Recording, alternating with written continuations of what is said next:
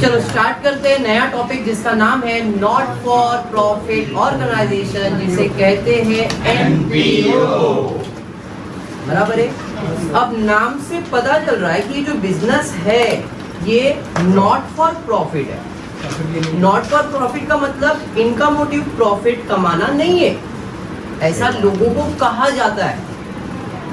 जैसे कोई भी आदमी अगर बिजनेस कर रहा है वो क्यों करता है? पैसे कमाने के लिए। तो जो एनपीओ होती है वो लोगों का सेवा करती है। एनपीओ भाई डॉग लोग का एनपीओ है, गरीब लोग का एनपीओ है, कोई दूसरे कास्ट वाले लोग का एनपीओ, तो सबका एक एनपीओ होता है। तो उनका मोटिव क्या है कि भाई इनको मदद करो, बराबर। बट एट द एंड उनको भी प्रॉफिट तो होता ही है। एट द एंड उनको भी प्रॉफिट है, बट उसको हम लोग प्रॉफिट नहीं कहते, उसे हम लोग कहते हैं या तो पैसा बच गया है या तो पैसा नहीं बचा है। मतलब उसको वर्ड प्रॉफिट यूज नहीं करते, उसको वर्ड यूज करेंगे या तो पैसा बच गया मतलब सरप्लस है, ज्यादा है, या तो पैसा खत्म हो गया है, डेफिसिट है। पैसा, मैंने वर्ड पैसा यूज किया है यहाँ। क्यों? क्योंकि एक नॉन प्रॉफिट ऑर्गेनाइजेशन में सब चीज पैसे में ही चलता है, उधर कोई गुड्स वगैरह नहीं है। एनपीओ में गुड्स खरीदना, गुड्स बेचना नहीं होता है, लोगों का मदद करना होता है, हाँ या नहीं? तो उधर हम लोग गुड्स खरीदते नहीं, हम लोग बांटते हैं। भाई खाना बांट दिया, कुछ सामान बांट दिया, बांट रहे, तो वो क्या है, किसी ने उसको डोनेशन दिया रहेगा, उससे उन्होंने लिया रहेगा और इनको मुफ्त में बांट रहे, तो क्या उसे प्रॉफिट कमा रहे क्या? नहीं सर। तो इसका मतलब ये है कि नॉट फॉर प्रॉफिट ऑर्गेनाइजेशन में राज यहाँ पे प्रॉफिट नहीं होता है, यहाँ पे या तो पैसा बचेगा या तो पैसा नहीं बचेगा। अगर पैसा बच रहा है मतलब प्रॉफिट में, बोलेगा नहीं सरप्लस। पैसा नहीं बचा मतलब नुकसान, नहीं डेफिसिट। बात समझ में आया? तो यहाँ पे दो अकाउंट, एक अकाउंट और एक स्टेटमेंट बनने वाला है। एक बनेगा इनकम एंड एक्सपेंडिचर अकाउंट और एक बनेगा बैलेंस शीट। आप बोलोगे सर दो बैलेंस शीट हमको दिख रहा है, बाद में फोकस करेंगे ये बैलेंस शीट क्या है, बट आपके लिए ये आपका आंसर है, इनकम एंड एक्सपेंडिचर अकाउंट और balance sheet. Balance sheet statement होता है और इनकम एंड एक्सपेंडिचर अकाउंट, नाम से पता चल रहा है इनकम एंड एक्सपेंस। सर आपने अभी तो बोला इधर कोई इनकम एक्सपेंस नहीं होता है, बट खर्चा तो होता ही होगा, तो खर्चा तो रिकॉर्ड करें तो क्या खाली खर्चे का अकाउंट बनाएंगे? नहीं सर, अपने को किसी ने डोनेशन दे दिया या अपने पास किसी का पैसा है तो मेरे लिए तो इनकम ही है, टेम्पररी भी तो इनकम ही है ना। बात समझा? तो it is income and expenditure account. इसको आप प्रॉफिट एंड लॉस जैसा ही समझो, लेकिन प्रॉफिट एंड लॉस जैसा सिर्फ समझना है, प्रॉफिट एंड लॉस जैसा ट्रीट नहीं करना है। क्यों सर? बिकॉज अगर ये प्रॉफिट एंड लॉस अकाउंट बना दोगे तो इसको क्लोज करोगे तो प्रॉफिट और लॉस आ जाएगा, बट ये प्रॉफिट एंड लॉस नहीं देता। ये क्या देगा? सरप्लस देगा या तो डेफिसिट देगा। या तो पैसा बचेगा, प्रॉफिट नहीं, सरप्लस नहीं बचा, लॉस, डेफिसिट। समझा? पहला बेसिक फर्क समझ में आएगा? सब लोग के दिमाग में इस टॉपिक को लेके एक चीज का डर है, वो है सब्सक्रिप्शन। 90% ऑफ द स्टूडेंट के दिमाग में सर सब्सक्रिप्शन वेरी डिफिकल्ट, और ये डर क्रिएट करने वाले सिर्फ टॉपर स्टूडेंट होते हैं। जो लोग एक्स्ट्रा पढ़ाई कर लेते ना, सर सब्सक्रिप्शन ही नहीं समझा, बाकी पूरा आता है सर। और जिनको पढ़ने का रहता है ना ये टॉपिक, वो टॉपर का सुन के बोलते नहीं सब्सक्रिप्शन उन लोग को नहीं यार, हमको क्या आएगा, और छोड़ दे टॉपिक। सब्सक्रिप्शन सबसे इजी है। अगर तुम्हारे दिमाग में सब्सक्रिप्शन क्या है बैठ गया, पहले सब्सक्रिप्शन के बारे में एक्सप्लेन कर दो, फिर टॉपिक पे आ जाता हूँ। भाई मैंने ऐसा सोचा कि भाई मेरे को है ना सबकी मदद करनी है, बट मेरा पैसा नहीं है, बराबर है? तो मेरे सोच वाले ऐसे और बहुत सारे लोग होंगे, जो मैंने सोचा है वैसा कोई ना कोई और भी तो सोचेगा। तो ऐसे हम लोग 10-12 लोग इकट्ठा हुए जिनका सोच एक ही है, भाई गरीब को मदद करना है। तो मैंने बोला देख मेरे पास ना ज्यादा से ज्यादा 1000 रुपया रहेगा, दूसरे में मेरे पास 2000 रहेगा, तीसरे वाला मेरे पास 500 रहेगा, चौथा वाला मेरे पास 500। ऐसे करके हम लोग ने क्या किया, जितने लोग थे इकट्ठा हुए और पैसा जमा किया। मैं अपने को अभी जिससे कॉलेज वाले स्टूडेंट है, चलो यार पिज्जा खाने जाते, तू 10 रुपया दे, तू 10 रुपया दे, 10-10 रुपया कलेक्ट करते, तो वो है सब्सक्रिप्शन, वो है सब्सक्रिप्शन। बात समझ में आया क्या? तो सब्सक्रिप्शन मतलब amount collected by the members of society. Society, yes, NPO एक सोसाइटी है, संस्था है, समझ में आया? तो उसमें जितने लोग हैं, अभी जैसे मेरे सोच वाले इकट्ठा एक जगह पे आ गए, हमने संस्था का नाम लिया समाज सेवा संस्था, इसमें 10 लोग हैं, तो 10 लोग ने क्या क्या किया भाई? सबने अपना अपना पैसा रखा है, बराबर है? तो इसका मतलब इन 10 लोग ने संस्था में सब्सक्रिप्शन दिया है, समझ में आया? Yes sir. अब कुछ लोग क्या करते हैं, ज्यादा सब्सक्रिप्शन दे रहे, कुछ लोग कम सब्सक्रिप्शन दे रहे, बट बिजनेस में सब इक्वल है। तो बिजनेस के पॉइंट ऑफ व्यू से, एनपीओ के पॉइंट ऑफ व्यू से सोचोगे तो यही एडजस्टमेंट आने वाला है कि भाई एक बंदे ने पिछले साल का अभी तक पैसा नहीं दिया है, आउटस्टैंडिंग है, एक बंदे ने एडवांस में देकर रखा हुआ है, प्रीपेड करके रखा हुआ है, एक बंदे का 2 साल पुराना सब्सक्रिप्शन ये साल मिल गया, एक बंदे का भाई 2 साल पहले एडवांस दिया था, अब ये साल एडजस्ट करने गया। मतलब ये सारी चीजें सब्सक्रिप्शन पे आने वाली है। बात समझा? समझा? तो सब्सक्रिप्शन क्या है? तो कोई भी अगर आपको पूछता है सब्सक्रिप्शन क्या है, तो you say amount receive to an organisation, ये ऑर्गेनाइजेशन को जो पैसा मिलने वाला है उनके मेंबर से, वो सब्सक्रिप्शन है। अब मेरा सीधा सवाल आपसे ये है, सब्सक्रिप्शन एक्सपेंस है क्या इनकम है? इनकम सर, इनकम है। क्यों? तुम लोग देने वाले ना मुझे, जब तुम लोग मेरे को देने वाले मतलब मेरे लिए तो इनकम है। तो in short subscription is always income, बराबर? अब मैं बोल रहा हूँ कि भाई सब्सक्रिप्शन मुझे एक जन ने एडवांस में दे दिया है, 1 साल पहले मुझे एडवांस में दे दिया है, लेकिन 1 साल बाद मेरा बिजनेस बंद होने वाला है, तो मुझे क्या करना पड़ेगा? लौटाना पड़ेगा। लौटाना पड़ेगा मतलब पे करना पड़ेगा। Anything payable is my in short, जब भी सब्सक्रिप्शन रिसीव्ड इन एडवांस है तो किधर जाएगा? लायबिलिटी साइड पे।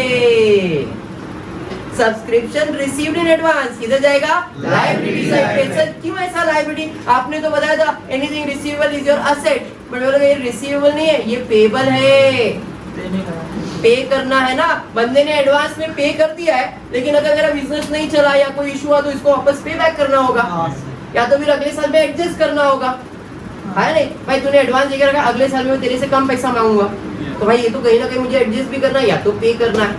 अंडरस्टूड? तो सब्सक्रिप्शन अगर एडवांस में मिल रहा है तो आपका क्या है? लायबिलिटी है। लेकिन अगर सब्सक्रिप्शन बाकी है तो मिलने वाला है, anything receivable is my asset. तो अगर सब्सक्रिप्शन आउटस्टैंडिंग है तो आपका क्या है? असेट है। अगर सब्सक्रिप्शन आउटस्टैंडिंग है मतलब आपका असेट है, और प्रीपेड एडवांस है मतलब लायबिलिटी है। फर्क समझ में आ गया? पक्का समझा?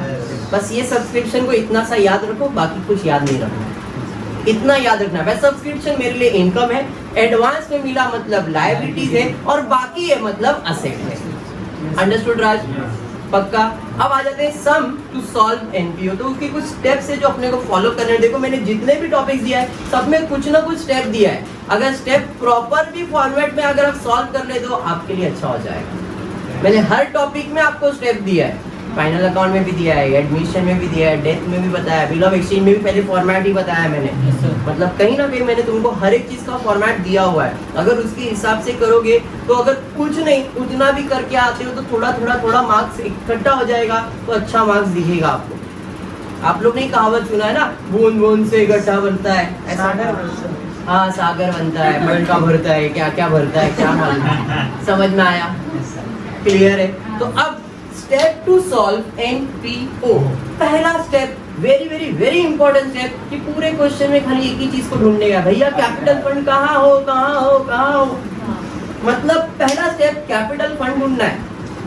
अगर कैपिटल फंड नहीं दिया है, कहीं मिल ही नहीं रहा है, अगर कैपिटल फंड कहीं मिल ही नहीं रहा है तो उसको ढूंढने के लिए बैलेंस शीट पे जाने का।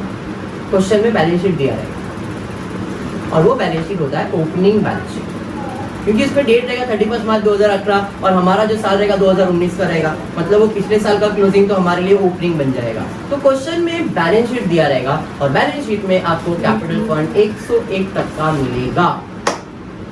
समझ में आया? तो सबसे पहला फंड क्या फाइंड करना है? Capital fund. और दूसरा स्टेप, अगर क्वेश्चन में बैलेंस शीट है तो उसको कॉपी पेस्ट कर देना। पहला कैपिटल फंड ढूंढो, और दूसरा copy paste opening balance sheet. मतलब ऐसे मैंने यहाँ बैलेंस शीट बनाया, ये क्वेश्चन में ऑलरेडी दिया रहेगा। अगर नहीं दिया है तो अपने को बैलेंस शीट बनाना पड़ता है, ओपनिंग बैलेंस शीट बनाना पड़ता है। और इससे हमको क्या फाइंड करना पड़ता है? Capital fund. अगर क्वेश्चन में कैपिटल फंड नहीं दिया है तो आपको फाइंड करना पड़ेगा, और फाइंड करने के लिए आपको एक छोटा सा बैलेंस शीट बनाना पड़ेगा, और इसे आप ओपनिंग बैलेंस शीट कहते हैं। और जब ये ओपनिंग बैलेंस शीट को आप क्लोज करोगे तो नॉर्मली बैलेंस शीट टैली होता है, बट यहाँ पे टैली नहीं होगा, यहाँ पे डिफरेंस आएगा और लायबिलिटी साइड पे आएगा। तो जो भी डिफरेंस आएगा उसे हम लोग नाम देते हैं कैपिटल। बात समझा? आपको कैपिटल फंड पहला स्टेप में मिल गया। दूसरा स्टेप है ये बैलेंस शीट को पूरा कॉपी पेस्ट इसमें कर देने का। खाली इतना ध्यान में रखने का कि ये जो भी आप कॉपी पेस्ट कर रहे हो, लायबिलिटीज पे, असेट पे जाने वाला है, खाली इतना सब इनर कॉलम में लिखने का। मतलब जब कॉपी पेस्ट करेंगे तो सारा अमाउंट किधर आएगा? इनर कॉलम में आएगा। बात समझा? ये पहले दो स्टेप हो गए।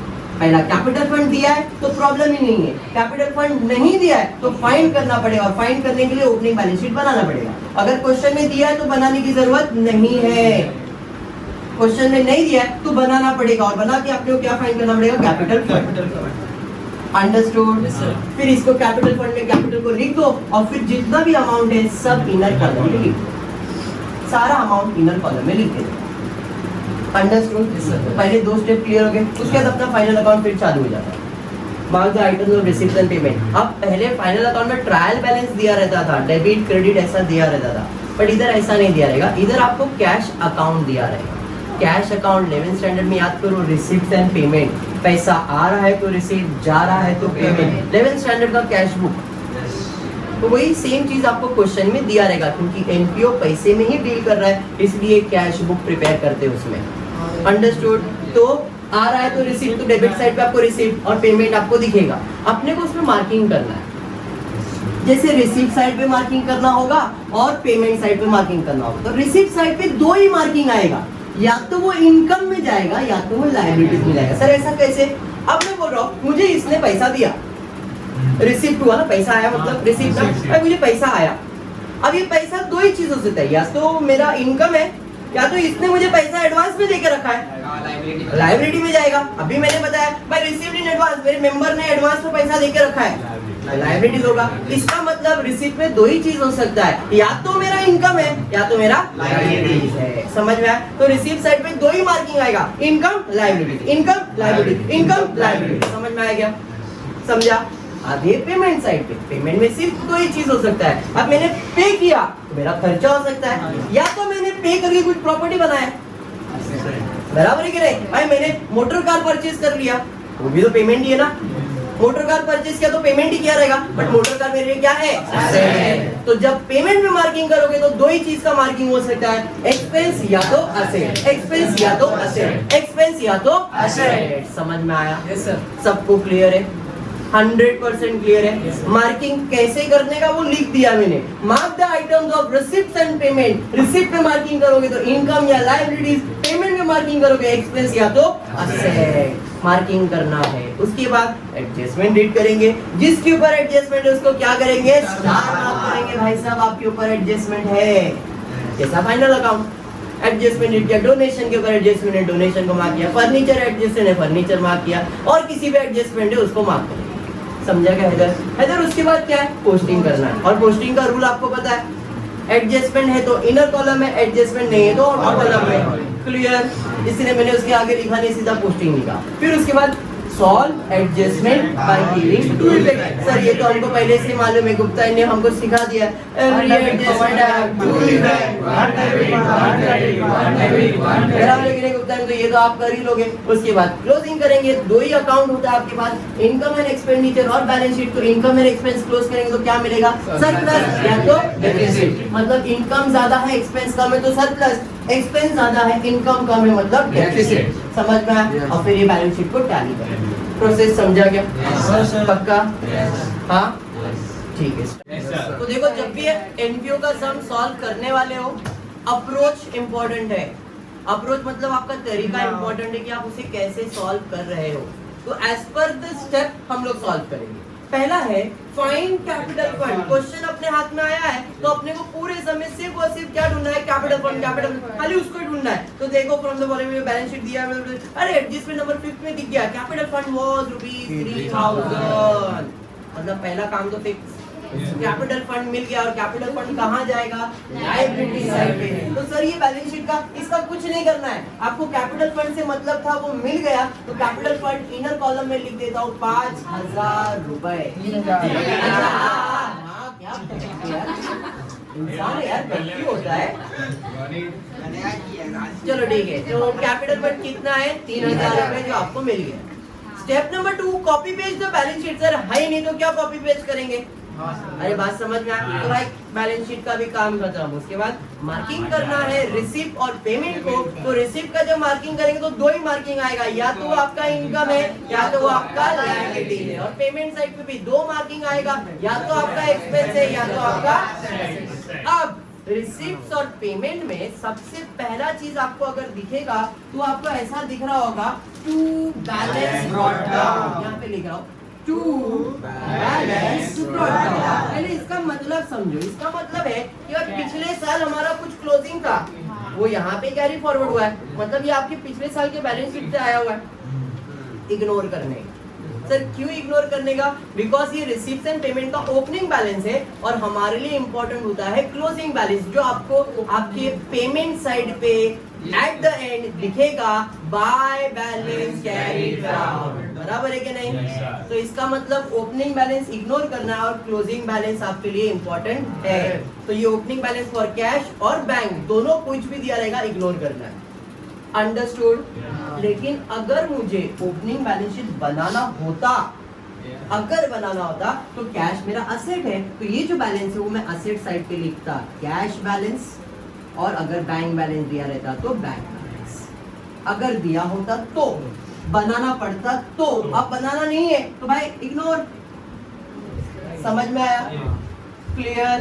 तो जो भी ओपनिंग बैलेंस है वो ओपनिंग बैलेंस शीट में जाएगा। आप जब ये बनाएंगे इसके लिए इग्नोर मार दिया। क्लियर? समझा? बढ़ते आगे देखते हैं उसके बाद क्या दिया। उसके बाद दिया है सब्सक्रिप्शन। अब भी हमने आज जब स्टार्ट किया तभी मैंने बताया सब्सक्रिप्शन क्या होता है। सब्सक्रिप्शन क्या होता है, इनकम होता है। तो वहां पे लिख लो आय, इनकम। उसके बाद क्या है, डोनेशन, ब्रैकेट में दिया है रेवेन्यू। रेवेन्यू का मतलब क्या हुआ, रेवेन्यू का मतलब इनकम हुआ।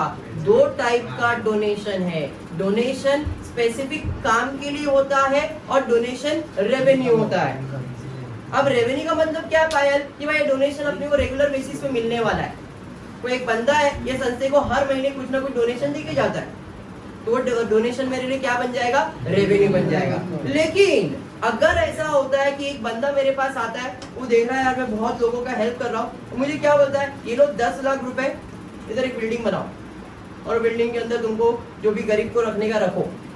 मतलब डोनेशन तो मिला है बट किसी काम के लिए मिला है। बराबर है? अगर वो काम नहीं हुआ तो जिसने पैसा दिया वो मेरे से पूछेगा क्वेश्चन, हाँ या नहीं, अगर तेरे को बिल्डिंग बनाने बोला तो तूने बिल्डिंग क्यों नहीं बनाया। मतलब ये जो डोनेशन है ये इनकम नहीं है, ये किसी काम के लिए लायबिलिटी। अगर वो काम नहीं हुआ तो पैसा लौटाना पड़ेगा। समझ में आया क्या? लेकिन एक ऐसा है भाई तेरे को हर महीने 10-10 हजार रुपए दे रहा हूँ मैं, तो यूज कर, मेरे को कोई मतलब नहीं, मतलब मेरे लिए क्या है, इनकम है। तो यहाँ पे वर्ड रेवेन्यू यूज किया, मतलब ये आपका इनकम है। और कुछ भी नहीं बोला है तो भी इनकम है। लेकिन अगर एडजस्टमेंट आ गया कि भाई डोनेशन बिल्डिंग के लिए दिया है, डोनेशन किसी और काम के लिए दिया, अगर किसी स्पेसिफिक काम के लिए दिया है तो आपका लायबिलिटीज है। बात समझ में आया? पक्का समझा? डोनेशन किसी काम के लिए मिल रहा है मतलब लायबिलिटी। क्यों? क्योंकि वो काम करेंगे तो ठीक है, नहीं हुआ तो पैसा वापस लौटाना पड़ेगा। तो डोनेशन अगर किसी काम के लिए मिला तो आपका लायबिलिटीज है, और किसी काम के लिए नहीं मिला, ऐसे ही मिला है तो आपका इनकम है। अंडरस्टूड? पक्का? यहाँ पे रेवेन्यू मतलब रिकरिंग होता है और रिकरिंग डोनेशन आपका इनकम होता है। ओके, तो आप एक इनकम आय रख देंगे। एंट्रेंस फीस, अरे फीस वगैरह मिल रहा है अपने लिए तो इनकम ही है ना। लायबिलिटीज कैसे होगा बेटा? एंट्रेंस फीस मिला तो लायबिलिटी थोड़ी है, ये मेरे लिए इनकम है। अंडरस्टूड? बढ़ेंगे आगे। उसके बाद क्या है, इंटरेस्ट। ये भी इंटरेस्ट आपके लिए क्या है, आप खुद बोलो। इंटरेस्ट मेरे लिए क्या होगा, इनकम ही होगा ना, लायबिलिटी थोड़ी होगा। ब्याज मिलेगा थोड़ी वापस देने वाले अपन, तो इंटरेस्ट मेरा क्या है, इनकम है। अंडरस्टूड, मार्किंग क्लियर हुआ। पेमेंट साइड पे जाते हैं। पेमेंट साइड पे सैलरी क्या है, सैलरी असेट है, सैलरी एक्सपेंस होगा। सैलरी तो खर्चा है ना बेटा, क्या लेवल पे पढ़ाई कर रहे हैं अपन, सैलरी इतने टाइम से करते आ रहे, एक्सपेंस होता है, बराबर है कि नहीं, तो सैलरी एक्सपेंस है। प्रिंटिंग एंड स्टेशनरी एक्सपेंस है, कमीशन एक्सपेंस है, रेंट एक्सपेंस है, इलेक्ट्रिसिटी चार्जेस एक्सपेंस है, फर्नीचर असेट है। और बैलेंस किस चीज का बैलेंस है, कैश का बैलेंस, और कैश बैलेंस आपका क्या होगा, असेट होगा। तो वो जो बैलेंस कैरी डाउन दिया वो आपका असेट है। स्टेप नंबर 4 पे जाएंगे, एडजस्टमेंट रीड करेंगे, स्टार मार्क करेंगे जिसके ऊपर एडजस्टमेंट है। तो एडजस्टमेंट नंबर 1 रीड करते क्या दिया, एडजस्टमेंट नंबर दिया outstanding rent was ₹200। Adjustment rent के ऊपर है, रेंट को मार्क करो। देखो पेमेंट साइड पे आपको रेंट मिलेगा, तो हम लोग रेंट को मार्क करते हैं, भाई साहब आपके ऊपर एडजस्टमेंट है। नेक्स्ट बढ़ेंगे आगे, उसके बाद क्या है, subscription received, sorry, subscription include ₹1000 as subscription received in advance and subscription outstanding for the current year was ₹500। इतना सब बोला है। एडजस्टमेंट किसके ऊपर है, सब्सक्रिप्शन। तो भैया सब्सक्रिप्शन को मार्क कर लेते भाई साहब आपके ऊपर एडजस्टमेंट है। नेक्स्ट उसके बाद क्या है, depreciate furniture at the rate 8% per annum. Adjustment depreciation on furniture है, तो फर्नीचर को मार्क करेंगे भाई साहब आपके ऊपर एडजस्टमेंट है। क्लियर। उसके बाद 50% of entrance fees should be capitalised. Adjustment entrance fees के ऊपर है, एंट्रेंस फीस को मार्क करो भाई साहब आपके ऊपर एडजस्टमेंट है। नेक्स्ट है कैपिटल फंड, जो कि हमारा प्रॉब्लम स्टार्ट हुआ। क्लियर। तो ये आपका पॉइंट नंबर 4 भी हो गया। अब पॉइंट नंबर 5 क्या है, पोस्टिंग करना है। पोस्टिंग करते समय सिर्फ एक ही बात ध्यान में रखना है, एडजस्टमेंट है तो इनर कॉलम में, एडजस्टमेंट नहीं है तो आउटर कॉलम। स्टार्ट करते हैं पोस्टिंग करने के लिए। पहला है बैलेंस, वो तो इग्नोर होगा। उसके बाद क्या है, किधर जाएगा, इनकम साइड पे। ये आपका इनकम साइड है, इनकम साइड पे बाय सब्सक्रिप्शन। सब्सक्रिप्शन कितना है, 5000। इनर कॉलम में लिखा सर क्यों, एडजस्टमेंट है, समझ में आया। उसके बाद क्या है, डोनेशन। एडजस्टमेंट है क्या, इधर जाएगा इनकम में, वापस से बाय डोनेशन। डोनेशन कितना, 5000। आउटर कॉलम में डायरेक्टली लिख देता हूँ देयर इज नो एडजस्टमेंट, समझा। उसके बाद क्या है, एंट्रेंस फीस। किधर जाएगा, इनकम साइड पे बाय एंट्रेंस फीस, बराबर है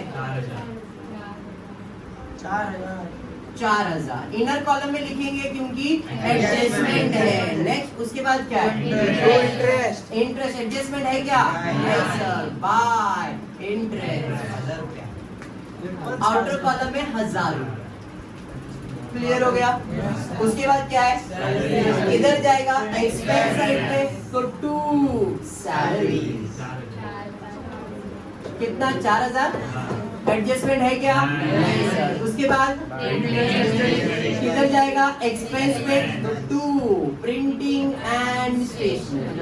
कितना है, 1000। एडजस्टमेंट है क्या, उसके बाद क्या है, कमीशन, तो 2 कमीशन। 500 रुपए। नेक्स्ट उसके बाद 2 रेंट अकाउंट। कितना है, एडजस्टमेंट है क्या, सर एडजस्टमेंट है, इनर कॉलम में लिख दिया। उसके बाद जगह छोड़ देते हैं क्योंकि एडजस्टमेंट सॉल्व करना है, तो 2-3 लाइन छोड़ के 2 इलेक्ट्रिसिटी चार्जेस 1500 आउटर कॉलम में डायरेक्ट। उसके बाद फर्नीचर किधर जाएगा, और इसके ऊपर एडजस्टमेंट भी है। कितना है फर्नीचर, 8000। फिर क्या है, बैलेंस। किस चीज का बैलेंस है, कैश बैलेंस है, तो कैश कितना, 1000 आउटर कॉलम में डायरेक्ट। पोस्टिंग समझ में आया। अब आप बोलो अगर इतना भी नहीं करोगे तो कैसे चलेगा, ये तो फाइनल अकाउंट जैसा ही है। खाली नया पॉइंट क्या था भाई, कैपिटल फंड। बाकी सब चीज तो वैसे ही कर दे, खाली रिसीप्ट और पेमेंट आ गया है डेबिट क्रेडिट के जगह पे। बात समझा। चलो बढ़ते हैं अब एडजस्टमेंट की तरफ। Adjustment number 1, outstanding rent ₹2000। Final account याद करो 200। फाइनल अकाउंट याद करो, outstanding at prepaid less, outstanding at prepaid less, outstanding at prepaid less. तो भैया ऐड करना पड़ेगा, ऐड आउटस्टैंडिंग एट कितना 200 रुपए, पर जैसे ही लिखा ये तो एडजस्टमेंट है, every adjustment have two effect, one debit one credit, one debit one credit. Debit side पे ऐड किया डेबिट इफेक्ट, डेबिट साइड पे ऐड किया डेबिट इफेक्ट, दूसरा इफेक्ट देने का क्रेडिट। अब तुम सोचो पैसा देने का बाकी है, बाकी मतलब पेबल है, anything payable is my liability, liability side पे आउटस्टैंडिंग रेंट कितना 200 रुपए। अब ये एडजस्टमेंट भी नहीं कर सकते क्या? सब लोग कर सकते हो, क्या बात है, वेरी गुड। बढ़ेंगे सेकंड एडजस्टमेंट की तरफ, सब्सक्रिप्शन इनपुट बाद में आराम से करते हैं भैया, कुछ नया है अलग है बाद में कर लेंगे। Depreciate furniture at the rate 8% पर annum, ये अपना है भाई, फाइनल अकाउंट में करते हैं, एडमिशन में करते हैं, डेट में करते हैं, तो ये अपना एडजस्टमेंट अपन इसको कर सकते हैं। डेप्रिसिएशन का मतलब होता है असेट का वैल्यू कम करना, डेप्रिसिएशन का मतलब होता है असेट का वैल्यू कम करना, तो माइनस करना, बराबर है। तो भैया जी माइनस करेंगे less depreciation at the rate 8%, बराबर है। तो 8% कैसे कैलकुलेट करेंगे? 10% एक जीरो कम और एक 1% मतलब 2 जीरो कम, तो आई कैन से 1% अगर 80 है, 1% मतलब 2 जीरो कम किया, 80 है तो इसको मल्टीप्लाई बाय 8 करो 640। अरे समझा, 80 80 80 80 8 बार करो 640 आएगा, तो लिखा बाय लेस डेप्रिसिएशन 640। जैसे ही लिखा गुप्ता एडजस्टमेंट है, every adjustment have two effect, one debit one credit, one debit one credit. Asset बोले तो डेबिट साइड, असेट बोले तो डेबिट साइड, डेबिट साइड पे माइनस किया क्रेडिट इफेक्ट, डेबिट साइड पे माइनस किया क्रेडिट इफेक्ट, दूसरा इफेक्ट देना है डेबिट। प्रॉपर्टी का वैल्यू बढ़ रहा है कि कम हो रहा है? कम हो रहा है। फायदा है कि नुकसान? नुकसान। और जो भी नुकसान है डेबिट साइड पे 2 डेप्रिसिएशन ऑन फर्नीचर कितना 640। समझा? ये भी फाइनल अकाउंटिंग किया आपने, बैलेंस शीट और प्रॉफिट एंड लॉस जैसा ही समझ में आया। तो देखो अप्रोच इंपॉर्टेंट है, आप कैसी चीजों को समझ के कितना करते हो। मैं टॉप मारने की बात ही नहीं कर रहा हूँ, मैं सिर्फ आपके लेवल पे बात कर रहा हूँ कि सर मुझे कुछ नहीं आता है, बट कुछ नहीं आके क्या क्या आता है वो तो कर लो। डेप्रिसिएशन अपना ही है भाई, फाइनल अकाउंट में आया, एडमिशन में आया, डेथ में आ रहा है, इसमें आ रहा है, तो हमको करना ही है। आउटस्टैंडिंग आने वाला है, करना ही है। समझ में आया? इसमें बेसिक चीजों को पकड़ के चलो भाई, मेरे को जितना आता है मैं उतना अटेम्प्ट करूंगा, उतने में ही आपको 50-60 मार्क आराम से मिलेंगे। समझ में? इतना मिला तो अपना लेवल से, अरे 60 लेके आया मैं। समझ में आ रहा है? क्लियर है? Fire clear. बढ़ेंगे आगे, देखते हैं उसके बाद क्या है। 50% interest fees should be capitalised. Very very very very very very very important adjustment of NPO, very important. Sir क्यों ऐसा? ये ऐसा एडजस्टमेंट जो एनपीओ में ही आता है, कैपिटलाइज। अब ये कैपिटलाइज का मतलब क्या है? कैपिटलाइज का मतलब है उसमें से निकालो कैपिटल में डालो, उसमें से निकालो कैपिटल में डालो, उसमें से निकालो कैपिटल में डालो, उसमें से निकालो कैपिटल में डालो, उसमें से निकालो कैपिटल में डालो, उसमें से निकालो कैपिटल में डालो। बस दैट्स इट, इतना याद रखना है। इधर ध्यान दे।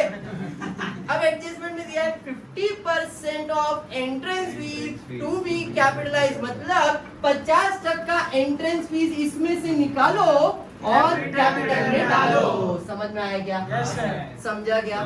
अब वो 50% बोलेगा, 100% बोलेगा, 20% बोलेगा, कुछ भी बोल सकता है।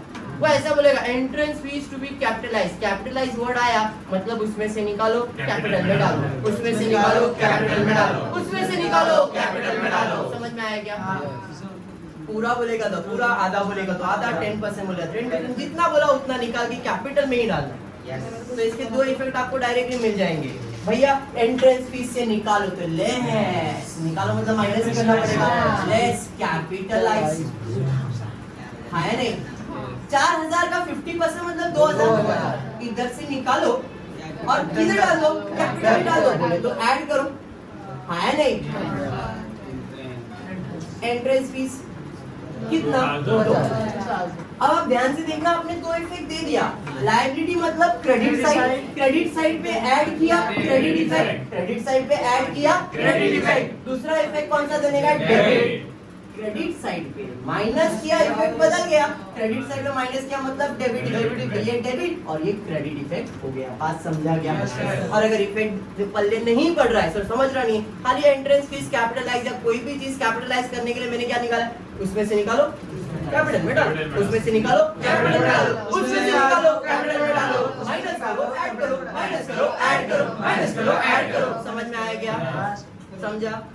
ये आने वाला एडजस्टमेंट है, एनपीओ में आता ही है।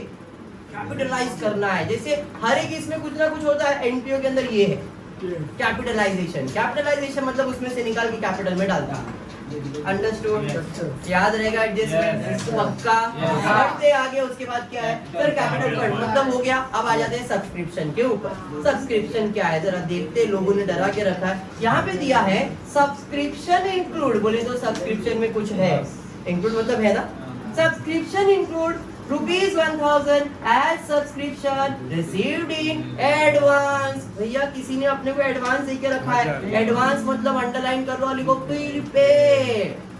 एडवांस मतलब प्रीपेड, प्रीपेड। एडवांस मतलब प्रीपेड, एडवांस मतलब प्रीपेड, एडवांस मतलब प्रीपेड। समझ में आया क्या?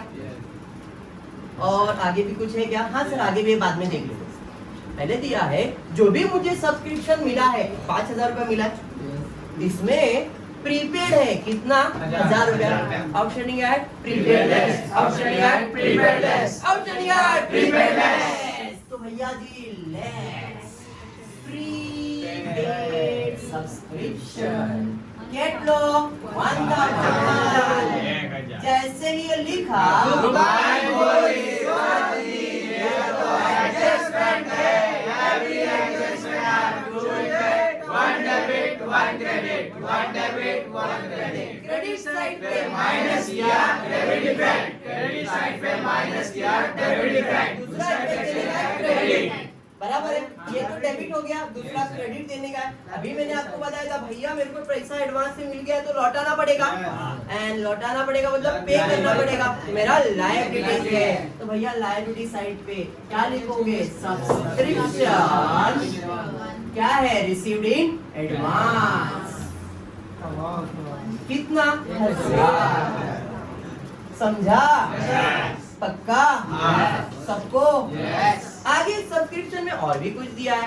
And subscription outstanding for current year ₹500।